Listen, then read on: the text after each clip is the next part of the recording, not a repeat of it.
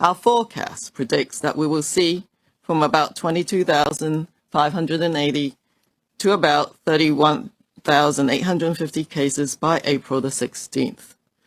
Based on the case fatality rate to date, this could mean we reach between 500 and 700 total deaths in Canada by next week.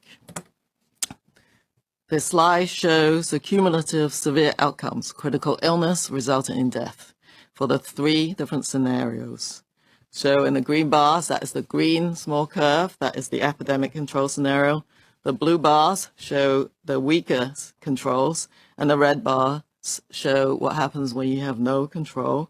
And at the x-axis, you have the percentage of the population infected, and on the y-axis, the number of deaths.